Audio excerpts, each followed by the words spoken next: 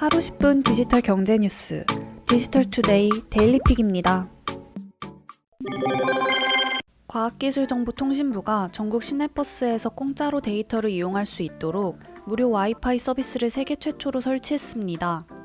정부는 가계 통신비 경감, 통신 접근성 강화 등을 위해 16개 지자체와 함께 2018년부터 3년에 걸쳐 시내버스 와이파이 구축을 진행했습니다. 결과적으로 11월부터는 전국 총 3만 5천 대 모든 시내버스에서 와이파이 서비스를 무료로 이용할 수 있게 됐습니다.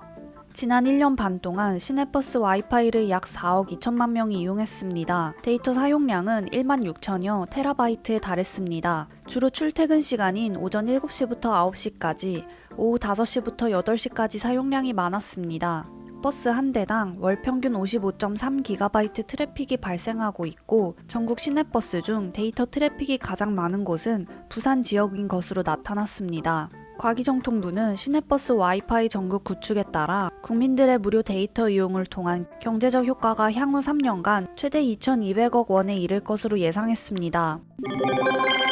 차기 아이폰 13 시리즈는 내년 9월 출시될 전망입니다. 애플 전문 분석가로 통하는 밍치거 애널리스트는 애플이 내년도 아이폰 13 출시 일정을 순조롭게 진행하고 있다고 전했는데요. 밍치거는 애플 아이폰 13 생산을 위한 공급망 조율과 부품 조달이 차질 없이 진행되고 있다면서 매년 9월 신제품 발표가 이뤄지던 예년 일정대로 아이폰 13 출시가 이어질 것으로 내다봤습니다.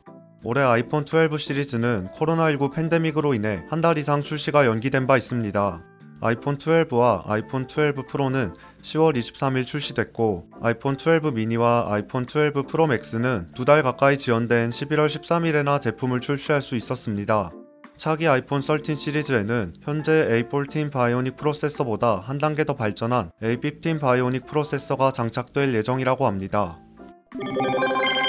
최근 워너브라더스가 발표한 극장과 HBO 맥스 동시 개봉 결정에 대해 할리우드가 공개적인 비판을 제기하고 나섰습니다. 지금까지 할리우드 신작들은 극장 개봉 후 약 90일간의 유예 기간을 걸쳐 스트리밍 서비스에 공개되는 것이 일반적이었기 때문입니다. 그러나 이번 워너브라더스의 결정으로 내년부터 유예 기간을 거치지 않고 바로 극장과 HBO 맥스 온라인 개봉을 동시 진행합니다.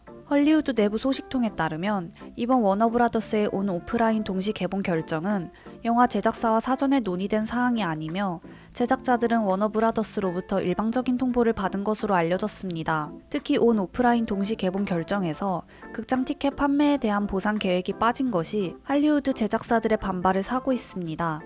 인터스텔라와 테넷을 제작한 크리스토퍼 놀란 감독, 컨택트와 블레이드 러너 2049, 시카리오 등 다수의 영화를 만든 드니 빌네브 감독 또한 워너브라더스의 결정에 대해 공개 비판하고 있습니다. 놀란 감독은 지금까지 제작사와 배우들이 스트리밍 서비스를 염두에 두고 일하지 않았다면서 워너브라더스의 결정은 경제적 타당성이 없다고 지적했습니다.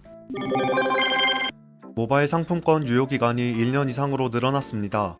공정거래위원회는 14일 신유형 상품권 표준약관을 개정했다고 밝혔습니다. 새 표준약관은 금액형, 물품 제공형에 상관없이 모바일 상품권의 유효기간을 1년 이상으로 두게 했습니다. 유효기간을 연장하고 선택 시기도 기한 만료 30일 전으로 앞당기며, 만료 이후에는 잔액의 90%를 환불받을 수 있다는 사실을 알리게 했습니다. 상품권 발행자는 모바일 상품권 발행 시 환불 규정과 현금 영수증 발급이 가능하다는 것도 명시해야 합니다. 공정거래위원회는 상품권 유효기간, 환불사항 표시 의무 등을 합리적으로 규정함으로써 소비자의 권리가 보다 강화될 것으로 기대된다며, 개정된 표준약관을 사업자 단체에 알려 적극적인 사용을 권장할 계획이라고 밝혔습니다. 한글과 컴퓨터가 업무 협업 플랫폼 한컴웍스를 공개했습니다. 한컴웍스는 문서 편집, 동시문서 협업, 문서 공유 등과 이메일, 메신저, 화상회의 등 기능을 갖췄습니다. 한컴웍스는 화상회의와 채팅으로 의견을 교환하고 실시간으로 콘텐츠를 동시에 공동 작성 및 수정하는 등 비대면 환경에서도 스마트한 업무 협업이 가능하다고 밝혔습니다. 한컴웍스는 내년 1분기 중 AWS 마켓플레이스에 출시될 예정입니다. 한컴 측은 한컴웍스가 시간과 공간의 제약을 받지 않고 클라우드상에서 효율적인 업무 처리가 가능한 업무 협업 플랫폼이라며, 아마존 웹서비스 고객 및 파트너사들의 최적의 비대면 업무 환경을 제공할 것이라고 밝혔습니다. 현대자동차가 전세계 수소차 판매량 순위에서 1위 자리를 유지했습니다. 시장 조사업체 S&E 리서치에 따르면 현대차는 올해 9월까지 전 세계에서 판매된 수소연료 전지차 6,664대 중 4,917대를 판매한 것으로 파악됐습니다. 시장 점유율은 73.8%로 압도적인 일이죠. 현대차는 수소연료 전지차 넥소 판매가 크게 늘었습니다. 지난해 3,048대에 비해 판매량이 61% 이상 증가했습니다. 시장 2위는 점유율 11.5%를 기록한 토요타였고 3위는 2.8%의 혼다였습니다. S&E 리서치는 토요타의 1세대 모델 노후화로 판매량이 급감했다면서 전세계 수소차 판매량이 작년 같은 기간에 비해 3.2% 감소했다고 분석했습니다. 반면 중국 우롱자동차와 골든드래곤, 지리자동차 등 중국계 업체들의 성장세도 두드러졌습니다.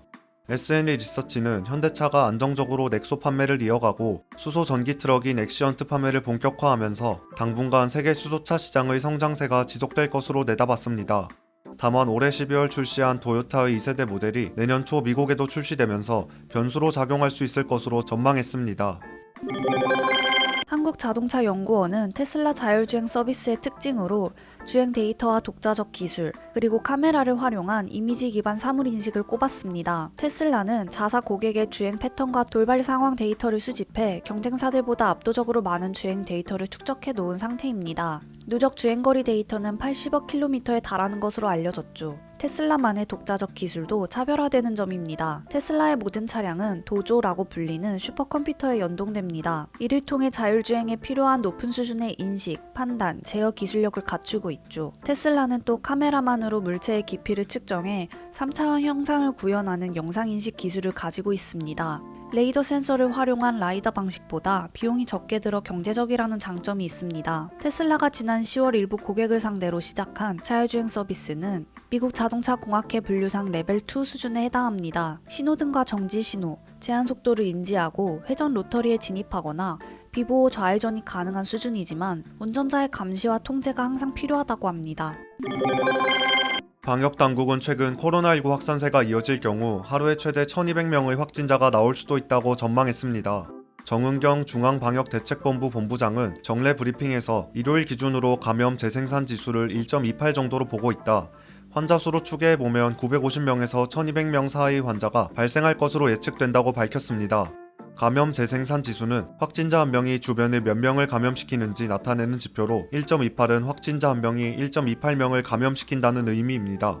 정은경 본부장은 코로나19 급확산 배경에 대해 주요한 몇 개의 감염원을 통한 집단 발병이 아니라 10개월 이상 누적되어 온 지역사회 내 경증이나 무증상 감염자로부터 발생하는 것으로 본다고 설명했습니다.